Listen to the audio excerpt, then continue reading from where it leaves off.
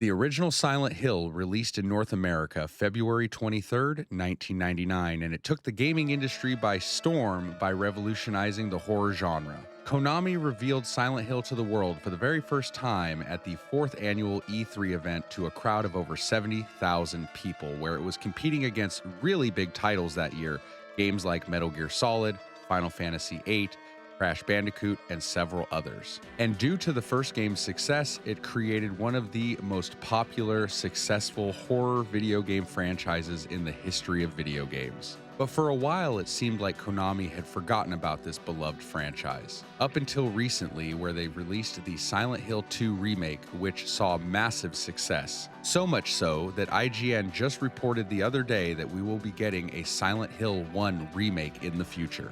Not to mention other Silent Hill projects that Konami is currently working on, like Silent Hill F, and other projects that they've already come out with, like Silent Hill Ascension. And apparently there's going to be a new movie, which I am excited to watch because it's Silent Hill. And this past weekend, I had the honor and privilege of meeting and interviewing some of the original cast from Silent Hill 1. And without further ado, let's jump on over to the interviews where I had the opportunity to speak with Thessaly Lerner, the voice of Lisa Garland, and Michael Gwyn, the voice of Harry Mason, the main protagonist of Silent Hill. All right, guys, so we are here with Thessaly Lerner, a legend in the video game space, and it is such an honor and privilege to meet you. And in case you don't know, can you tell everybody some of the most iconic games that you've worked on in the past? Yes, Okay. Michael. Yeah. Let's see. So I was on The Sims for 8 years. The Sims 2. The Sims 2 for 8 years. Woo woo. Yes, The best Sims. the best Sims. The best one. Yeah, that your wife was dressed up as yesterday. She was a naked Sim yesterday. She's looking amazing. Yeah, I'm sure you'll all see pictures online of that. So The Sims 2 was huge, and that was my best job I've ever had in my entire life. Yeah. Because it went on for 8 years, and I got health insurance, and it paid my bills. I'd work 20 days a year, and that was enough to it wasn't, it was enough, okay, I can function. Yeah. I was on Silent Hill is the most popular video game I am on, and I play an iconic character called Lisa Garland. I have never played this game. You've never played it? I'm too scared. Oh, well, you know what? Funny story. When I was a kid, Yeah. for those of you who are too young to remember Blockbuster, but I used to go on Friday nights with my grandparents, and I would rent Silent Hill. Oh, I love this story. And I was so scared to play it because you got to remember it came out in '99, Yeah. and I was about 7, 8 years old, and I would rent it, and you'd only have a 4 or 5 day rental from Blockbuster, and then you'd have to return it. Well, I was so scared that it took me extra long to get through the game, so I kept having to re-rent the same game because I would just get stuck on a part because I was too scared to finish it. But Silent Hill is literally one of the biggest, most iconic franchises in the history of gaming and for horror fans. Incredible. And to actually have the 3 main voice actors from the game all under one roof is amazing. I was on EverQuest. I was on Puyo Great Pop game. Fever. Puyo Pop Fever. Know that game? I've never played that one. Me neither. Cell Damage, The Herbs, My Street. Oh, you played there? Of course. Sims Enthusiast. And then I did a lot of games that I really can't remember, like Brains. I think I was on... Psychonauts too, Oh, right? Psychonauts. Yeah, That's a huge big game. one. That's a big one. Yeah. Psychonauts is awesome. Yeah, that's cool. And then lots of little nibs. Now, for Now those back of you, to Silent Hill. Well, for those of you who don't know, but EverQuest was the game that kind of paved the way for MMORPGs before World of Warcraft, before Guild Wars, all those. It was EverQuest 2. Yeah, well, still, EverQuest as a franchise, it started the MMO genre, and it was a lot of people's gateway into games like World of Warcraft. It ended up being one of the biggest games in history. So it's amazing. Now with Silent Hill, yes, what was that experience like for you? How was it? So did your agent call you, or how did you land the job with Silent Hill? Because obviously it was a new franchise; it had never been heard of before, so it wasn't big yet. No, it wasn't even a franchise. Yeah, it had never. it was never. It was nothing. It was nothing. Yeah. Honestly, the best part of Silent Hill is this experience of the growth of the game and the passion of the fans, and to be part of I never thought I've always dreamed of this, right? Yeah. But I never thought I would be part of something so epic, and it feels incredible. Yeah. The job was like really any other job. This was 1999.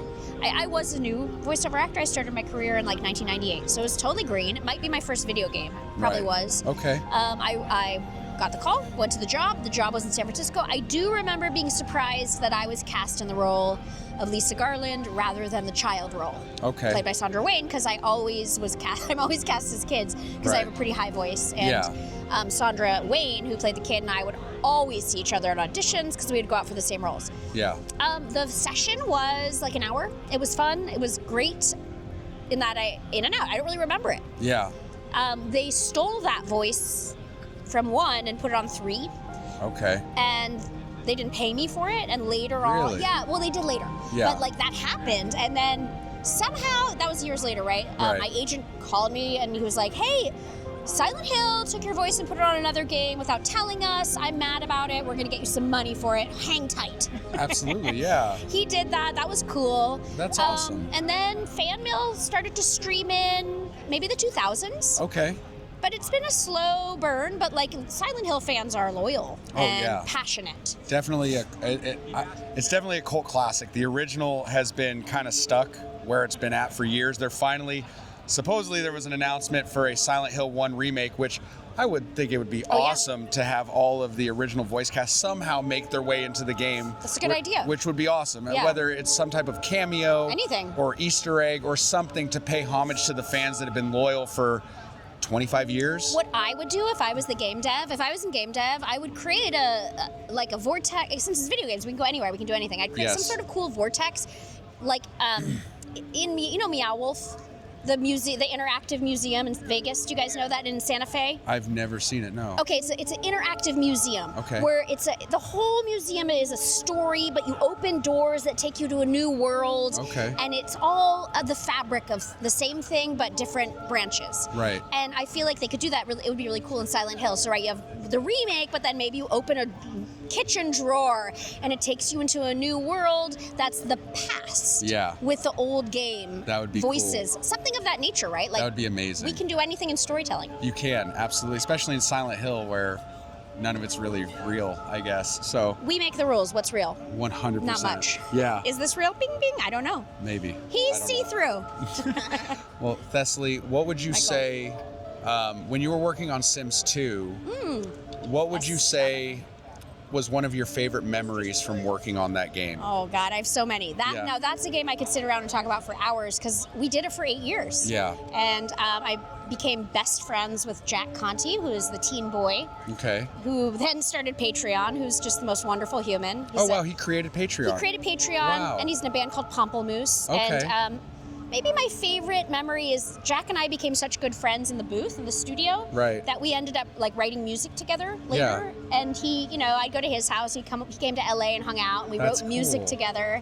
And one song we wrote became a signature ukulele song. That's my musical alter ego is the ukulele. Yeah. And we wrote a song called Friend Heart. This is actually, I hadn't thought about this, but we created a song called Friend Heart. This is a long time ago. Yeah. That I have a music video for with sock puppets, but Friend Heart started in the booth. Right. In doing The Sims. It was like tight. We were like this, right? Yeah. For 6 hours.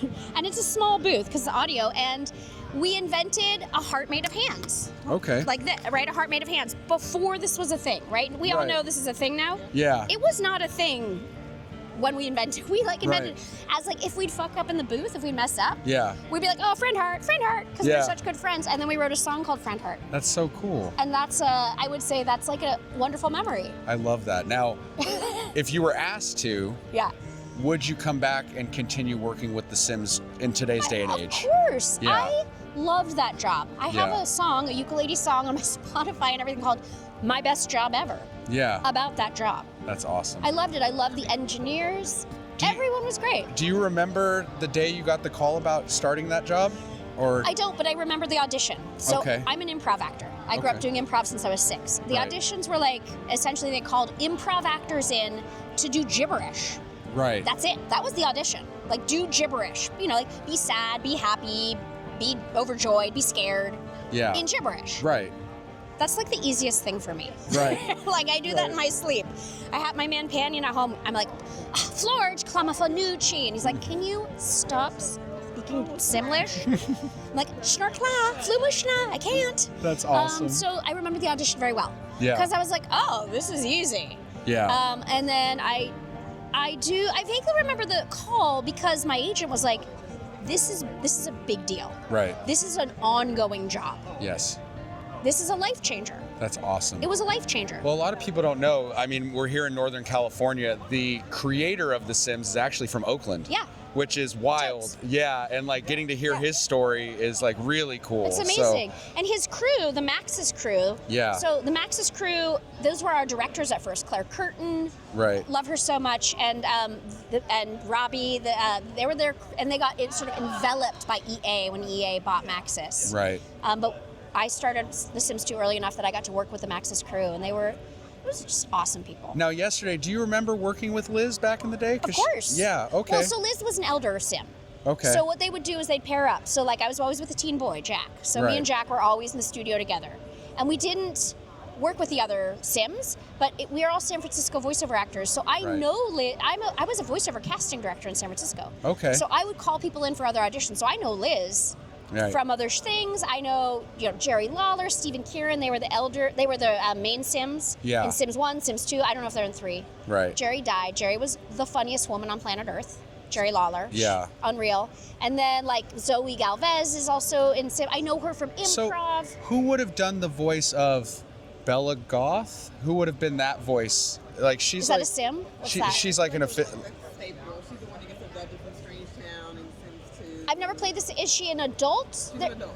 Okay, so the adults were Jerry Lawler and Zoe Galvez. Okay. In Sims 2. Those are the adult women. The adult men is Stephen Kieran, and I don't remember who Zoe Galvez's companion man is. Okay. And then the kids are, Nikki Rapp is the kid, and Nikki Rapp is also in Psychonauts. Nikki Rapp is awesome, another friend. We're all San Francisco actors. That's cool. From the olden days. That's awesome. Yeah. Have you had a chance to meet Ryan from San Francisco as well, the original Sonic the Hedgehog? No. Should we go meet him? I mean, yeah, I think we should. Should we go meet him on camera? Yeah, I think we should go meet him. Let's go bug him. Come on, babe, follow us. All right, yeah, we're going. Walking, talking. Yeah, Ryan. Let me bring my cards to Ryan. Yeah, Ryan is Bringing amazing. Some cards over. But yeah, he was the original Sonic the Hedgehog for Sonic Adventure 1 and 2 and several other games on the Sega Dreamcast and so on. But Ryan is a local San Francisco native. I'm on an interview. Hi, everybody. And Ryan has been to a lot of shows. You've seen me interview him before. And I figured we could go bug him. Well, let me meet him. So that two San Francisco natives could meet each other. Yeah. Is this Ryan? This is Ryan. Oh, cool. Oh, yeah. Hi, Ryan. What's happening? I'm coming to meet you. We're bugging you mid-interview because you're both voice actors from San Francisco. Hello, I'm Thessaly. Hi, Thessaly and Ryan. Nice to meet you, Ryan. Yeah, I had asked. The city. I was like, "Well, have you met Ryan? He's from the city." No. And she's like, "Let's go meet him." I'm talking to the sharp. Yeah, Okay, good. Am I blocking? Can I come behind your thing? Come on over here. My friend was the showrunner for the new Sonic the Hedgehog on Netflix. Is that right? But she got fired, so we're not going to talk about that. Cut that part. Hi, Ryan. Hi. Where are you from? San Francisco. The city? Yeah. Proper? Yeah. Where'd you go to high school? Well, I didn't go to high school there. I moved there after high school. I went to high school in Michigan. Oh, you're not a real San Francisco native. Oh, heck no. You're a I'm transplant. a Michigan guy through and through. Yeah. Absolutely. And you know what? I could have told you that from your accent. Could you? Did you hear my Michigan accent? Yes. No, you can't. Yeah. Forget that. Nice to meet you. You even have a cute little friendship bracelet with your name on it. I get these all the time from Sonic fans. Nice to meet you. Nice to meet you This is my first con. Oh, right on. Yes. You picked a chill one. Yeah, we've been busy over on that end. That's great. Because it's the first time our game has been out, or whatever we call all the people gathering there. It was all for you. Silent Hill is I didn't do anything. I just was in it. Yeah, I just paid my rent one day. It's literally wild that Sonic the Hedgehog this is his show.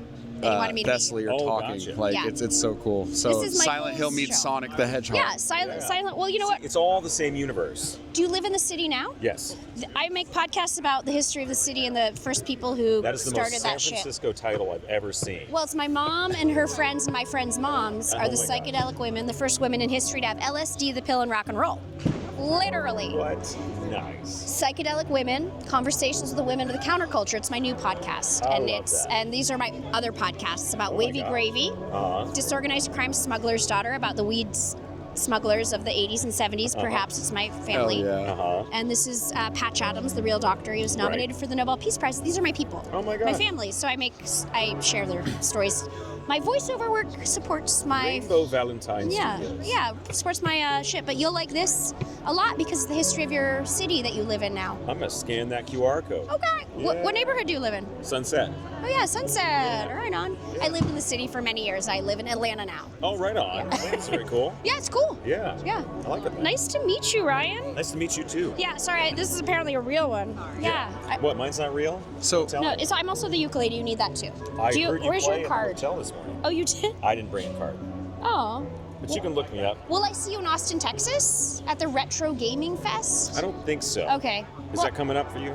Is yeah, that and next I'm weekend? brand new to this. Oh, No, okay. it's in July. But Oh, I'm new July. to this whole spiel. I got so you. I got you. I'm glad to meet I'm you. gonna see you on something. It always happens. Do you do improv in the city?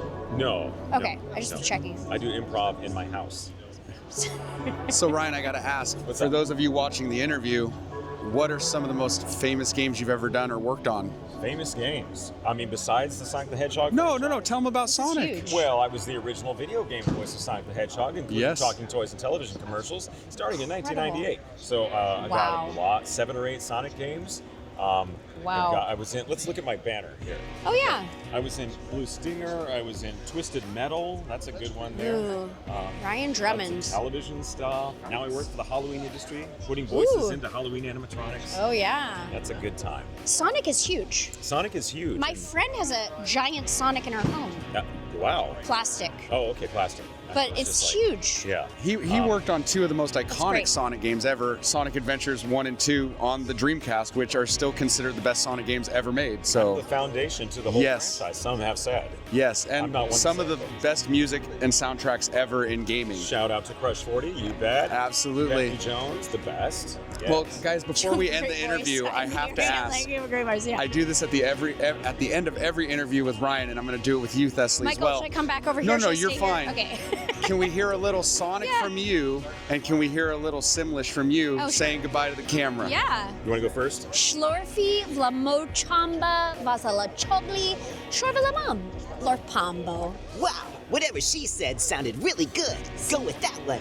Yeah. Snorflama. Thank you guys for tuning in. Until next time, guys. Yeah, hang out. Off to the next interview. Fellow weirdos. Yes. Yeah, good. All right, guys, so we are here with the legendary Michael Gwyn himself. Michael, how are you? Where is he again? Well, you know what? It is your first show, so It a lot of is. people haven't had the chance to meet you yet. It is. I So, how's your first show been? Amazing, awesome, exhausting, beautiful, joyful, bizarre, wonderful. I mean, all you can All do of is the like try to above. find these words because I've never done anything like this before. So. Which is crazy because if you could tell the audience some of the most iconic games that you've ever worked on, what would those be? Well, apparently it's Silent Hill 1 and Castlevania, and I was the voice for Ridge Racer, the first game that shipped with the Sony PlayStation when it came to That's America. Time Crisis, and then a bunch that I can't even remember the names to, and they Yeah. didn't become famous. Yeah. you know. So who did you play in Silent Hill and in Castlevania? Symphony of the Night, by the way, best Castlevania ever made to this day. Well, I was let's go back in time. Yeah, I was Dracula in Castlevania. What is a man? A miserable little pile of secrets. But enough talk. How about you? Yeah. And I was Harry Mason in Silent Hill 1. The main character for Silent Hill 1, which we all know Silent Hill is one of the most iconic, famous horror games or just PlayStation 1 games in the history of gaming. And so for I you, didn't know that. You really? I know, but I really didn't. Oh, it's so big. It's so big that, Yeah. I mean, it has its cult following, but unfortunately, you know, Silent Hill 1 was kind of always trapped on the PlayStation 1 with no, I believe, remasters or remakes until recently we heard from IGN that due to the success of the second game getting a remake, the first one is now going to be getting a remake from the same team. Yeah. And hopefully, I was telling Thessaly in the last interview, it would be really cool for the original cast to somehow Be so get fun. into the game. Yeah. Somehow. You definitely Yeah. should try because it would be so awesome and such a callback to just the classic Yeah. horror mega powerhouse that Silent Hill has turned into from Konami. You know, so what would you say has your favorite voice acting memory from working on any of those games? Like, what is something that you know, when you look back, it's just a memory you'll never forget. Well, let me go back in time and just respond to what you said before that, and then hit me again with that question. If you guys want that to happen, like the original cast, we have 3 of the original cast members here at this conference. It's all of our first time to show up sort of out of memories in the dark, and probably the only way it's going to happen is if the fans demand it. So we're like, please, fans, demand it. Absolutely. Because, you know, Konami and Bloober, I think is the... Bloober Team. Bloober.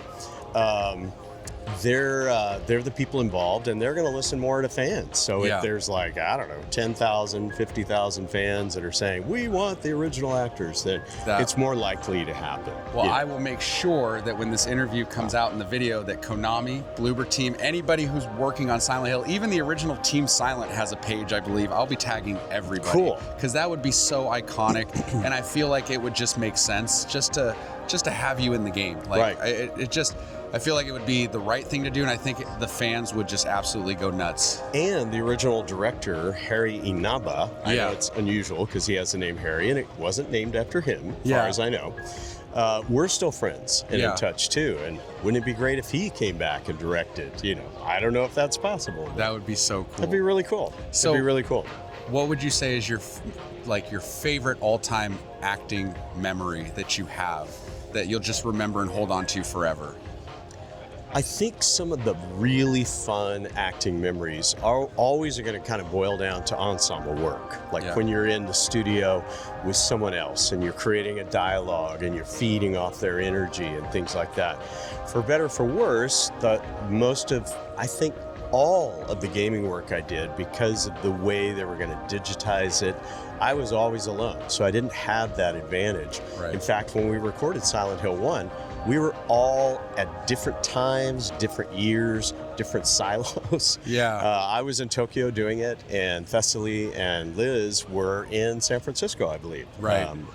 And so we didn't have that opportunity, but this con has been so amazing because the 3 of us get together. We kind of cut up a lot. And Thessaly feels like my, wild younger sister, and we're just having a blast. Yeah, she's amazing. So it is fun, and there were events where we would be in the studio and actually got to have dialogues, and sometimes it's I almost said the wrong name earlier. Sometimes it's the blooper.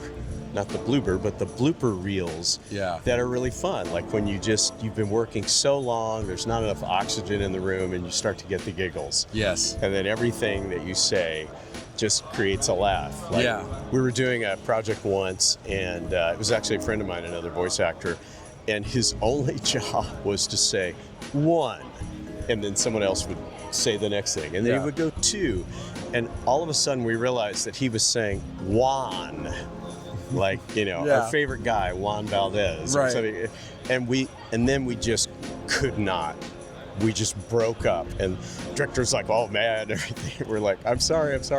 But we all went outside, got some fresh air, and came back, and tried not to listen to the numbers. Juan. I think that's probably one of my favorite things to watch when I'm watching interviews or like footage from like filmmaking is the blooper reels. Like everybody loves those. They're funny. It kind of shows that, no matter what kind of a celebrity you are, that we're all human, right? That we all do just... Or a lot of the SNL outtakes, too. They have those on YouTube as well. Absolutely. And they're like when the cast could not keep a straight face. Well, I also heard you're a singer as well. I am. And you do music. So can you tell us a little bit about that? Or? Well, I, like most singers, I started as a little kid in church. My dad was a preacher. So, I was forced to sing in the choir, but it was a great place to learn music. Right. And when I was in high school, I moved to Santa Barbara. Okay. And I worked with a group called the Santa Barbara Songwriters Association. Okay. And there were a lot of songwriters who were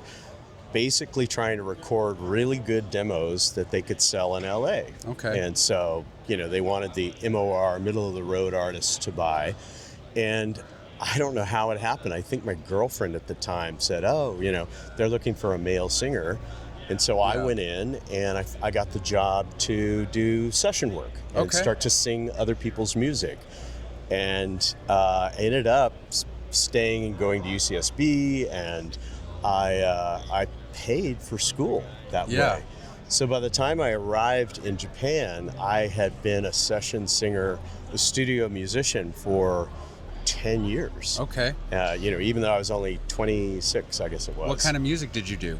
Well, we used to call it OPM, other people's music. Right, okay. So I think mostly it tended to be pop or rock and that wasn't necessarily the music that I wanted to write or really wanted to do on my own time. I was more kind of like a rock and soul singer and that sort of thing. But like I said, you can learn at anything. I learned singing hymns in church, trying to find the weird harmonies, to these really old, slow-moving songs.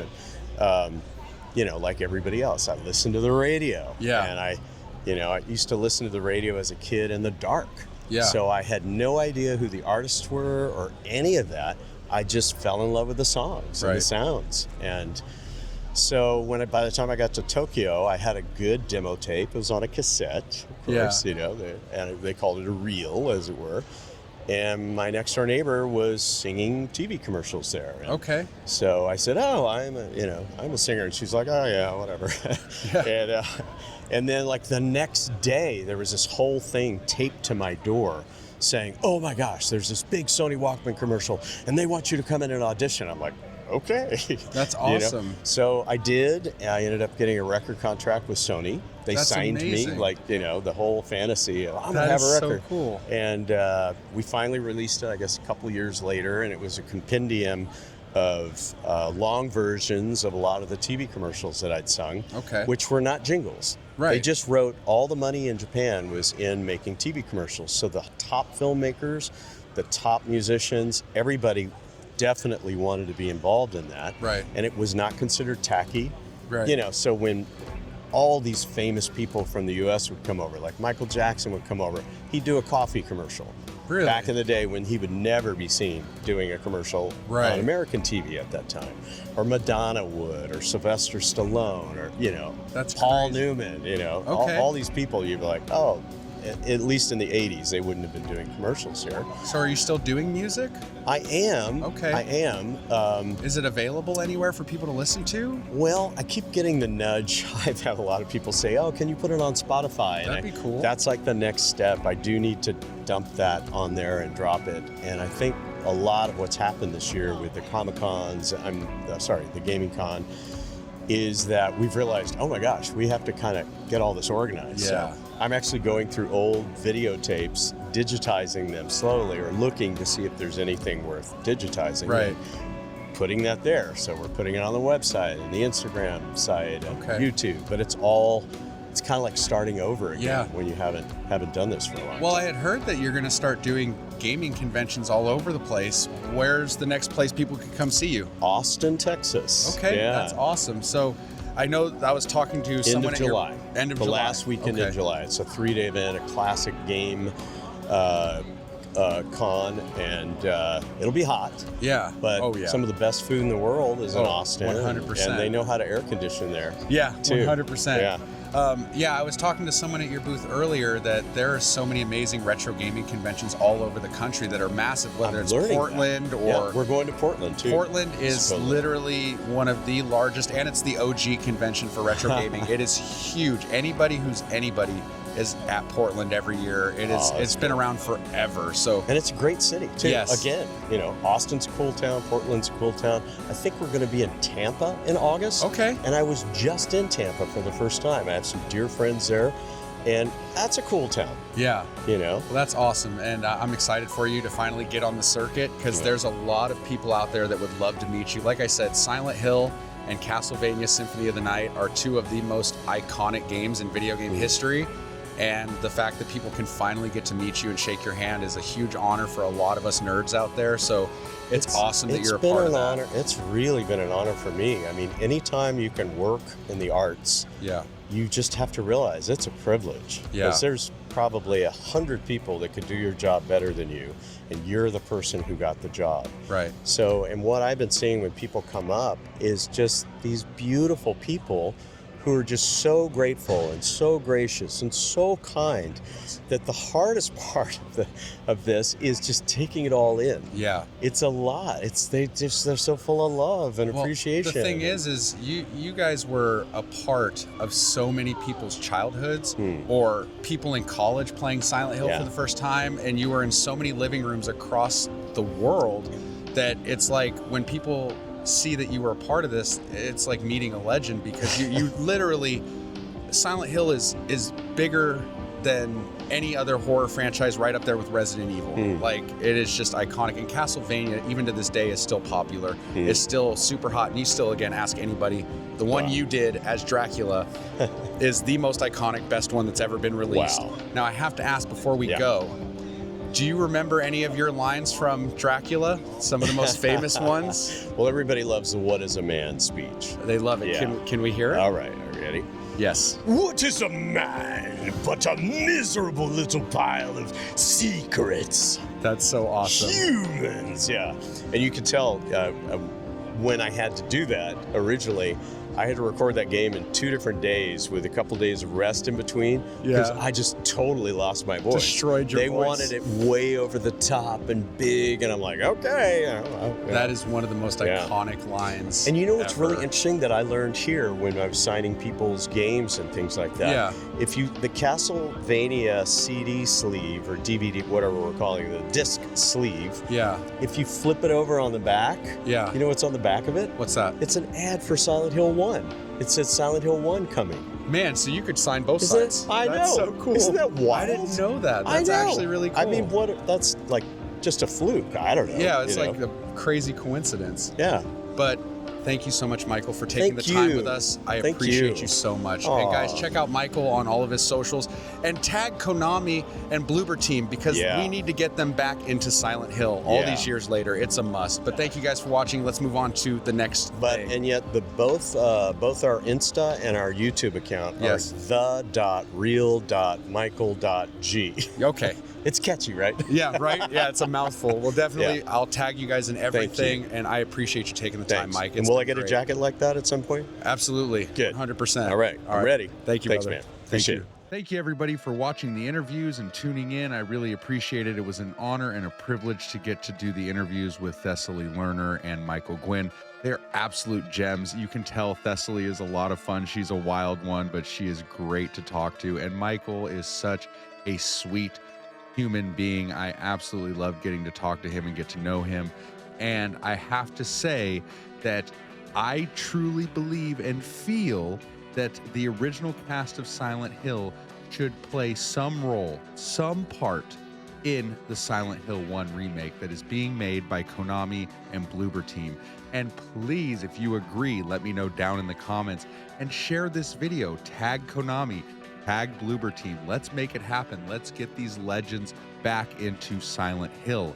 But thank you so much for watching. Thank you for tuning in. I know it was a long one, but it's not every day you get to interview video game legends, and it was an honor and a privilege. But again, thank you so much for watching. If you like videos like this, if you like gaming content, a variety of gaming content, please consider hitting that like and subscribe button, the notification bell, so you never miss a new video.